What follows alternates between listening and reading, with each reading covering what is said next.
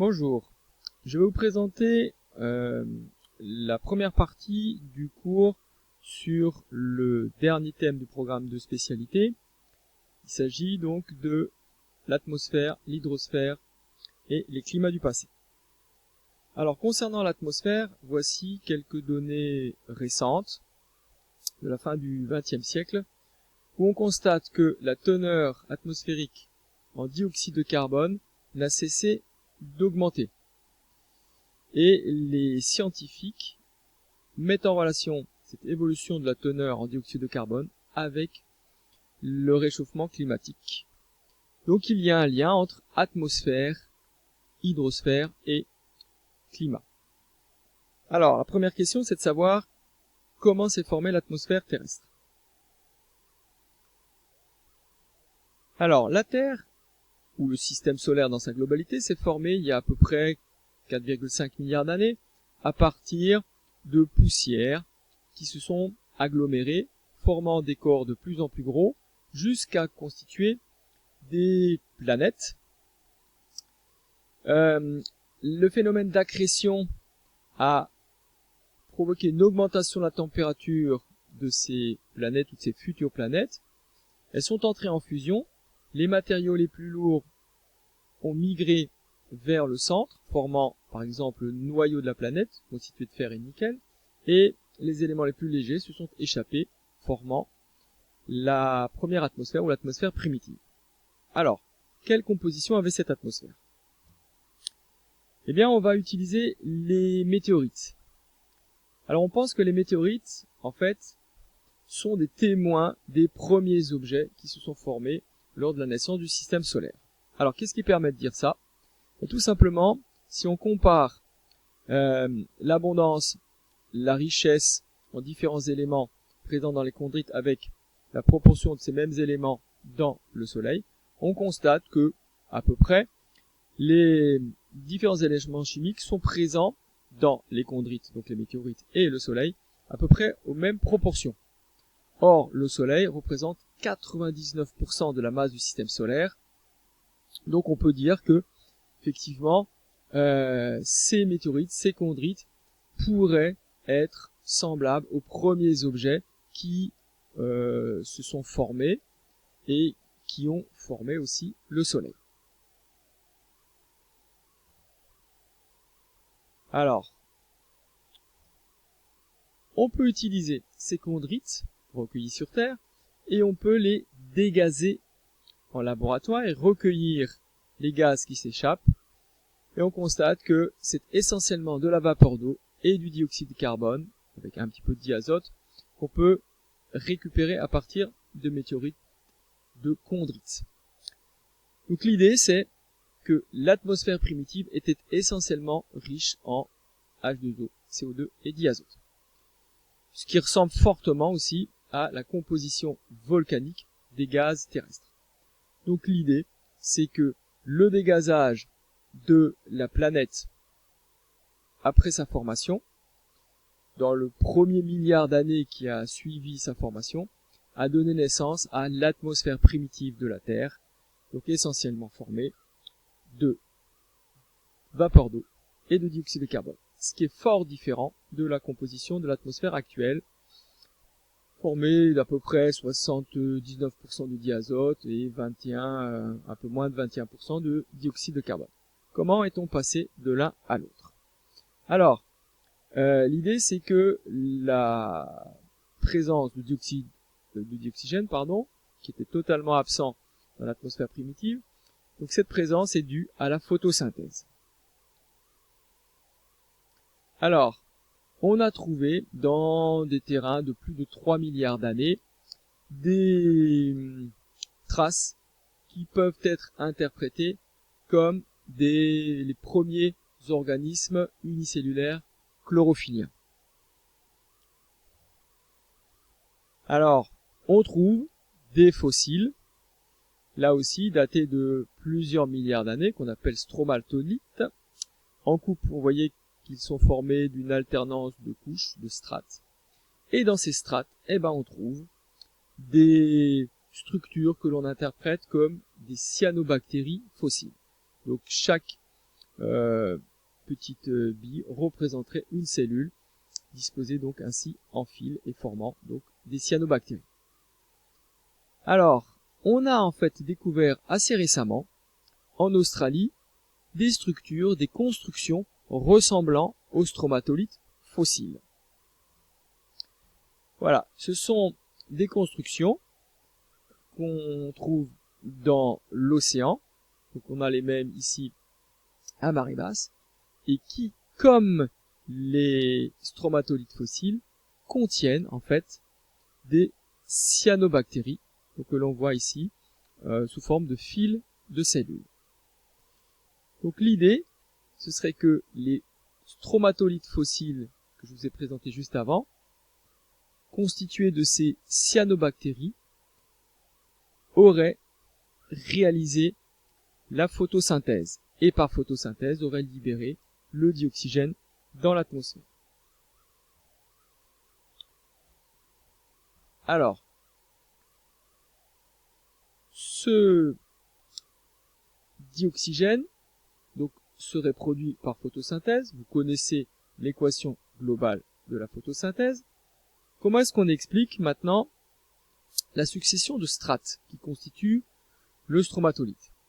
Alors, on a vu qu'il y avait beaucoup de dioxyde de carbone dans l'atmosphère primitive.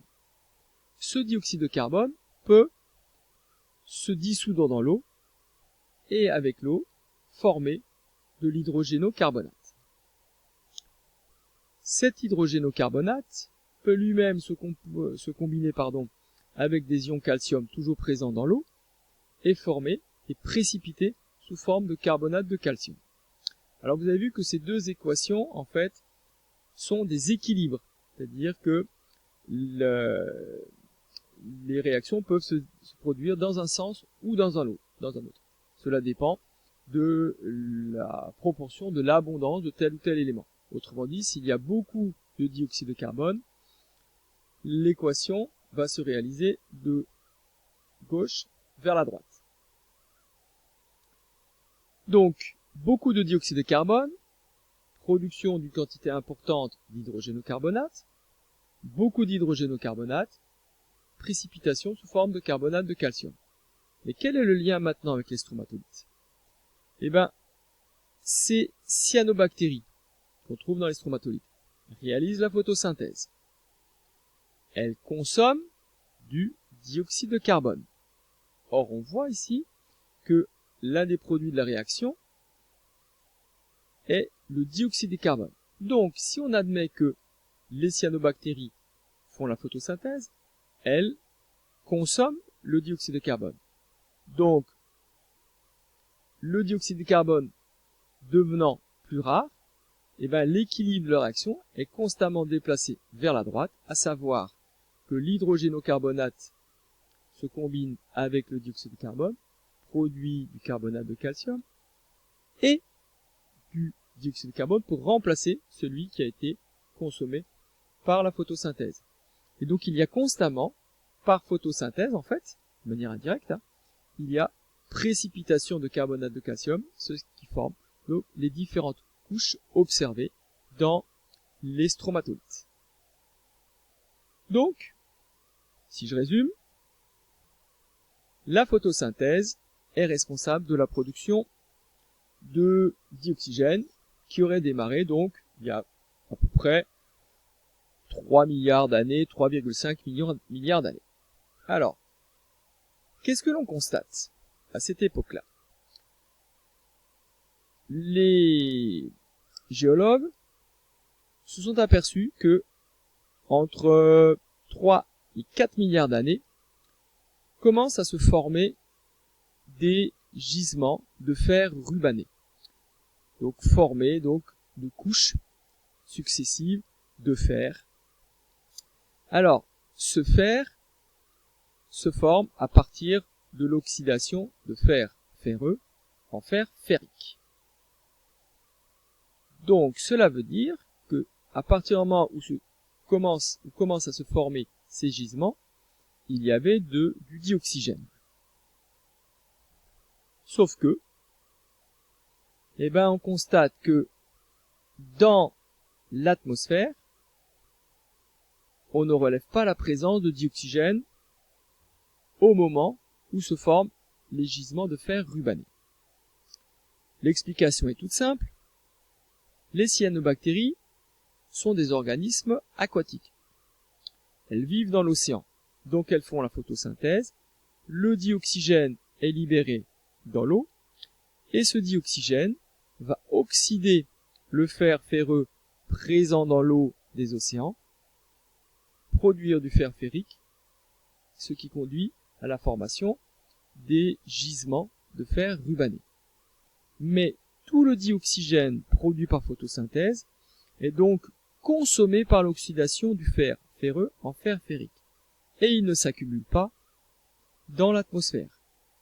Il va falloir attendre que tout le fer ferreux contenu dans les eaux des océans soit consommé avant que le dioxygène produit par photosynthèse ne puisse s'accumuler dans l'atmosphère. Et c'est ce qui s'est produit un petit peu avant 2 milliards d'années. Donc, si on résume, l'atmosphère primitive ne contenait pas de dioxygène. Les cours d'eau qui se jettent dans les océans altèrent les roches, transportent des ions, et par exemple des ions ferreux qui viennent s'accumuler dans les océans. Les premiers organismes photosynthétiques apparaissent il y a 3,5 milliards d'années. Donc constituent ces structures qu'on appelle des stromatolites. Le dioxygène dégagé par les cyanobactéries des stromatolites, ce dioxygène réagit avec le fer ferreux de l'océan, qui devient fer ferrique, et forme les gisements de fer rubané. Tant qu'il y a du fer ferreux dans les océans, tout le dioxygène produit par photosynthèse est consommé. Il faut attendre que l'ensemble du fer ferreux présent dans les océans soit épuisé pour que finalement le dioxygène produit par les organismes photosynthétiques puisse venir s'accumuler dans l'atmosphère. À ce moment-là, on voit apparaître sur les continents les premiers sols rouges à se former, c'est-à-dire qui contiennent des oxydes de fer. Reste le problème du dioxyde de carbone. Alors, le dioxyde de carbone était présent en grande quantité dans l'atmosphère primitive. Il n'y en a vraiment plus beaucoup dans l'atmosphère actuelle, à savoir 0,003%. Alors, on a pu évaluer la teneur en dioxyde de carbone de l'atmosphère au cours du temps. Alors, par exemple, ici, de 600 millions d'années à l'époque actuelle. Et on a pu reporter à ce moment-là la teneur donc en CO2 de l'atmosphère passée par rapport à celle de l'atmosphère actuelle. Donc, si l'atmosphère passée avait la même teneur en CO2 que l'atmosphère actuelle, le rapport serait égal à 1, ce qui est ici en pointillé. Alors, on constate que dans le passé, il y a 600, 500, 400 millions d'années, ce rapport est nettement supérieur à 1, ce qui veut dire que l'atmosphère d'il y a par exemple 500 millions d'années était beaucoup plus riche en dioxyde de carbone que l'atmosphère actuelle. Mais on voit ici, aux alentours de 300 millions d'années, à une époque qu'on appelle le Carbonifère, que la teneur en dioxyde de carbone diminue fortement puisque le rapport ici est égal à quasiment 1. Quelle est l'explication? Au Carbonifère se forment d'immenses forêts. Ce sont des forêts marécageuses, mais très très luxuriantes. D'immenses forêts, cela signifie que la photosynthèse va être très importante. Donc, production d'une quantité importante de dioxygène, mais aussi consommation de grandes quantités de dioxyde de carbone. Donc, le dioxyde de carbone présent dans l'atmosphère va être intégré dans la matière organique. Alors,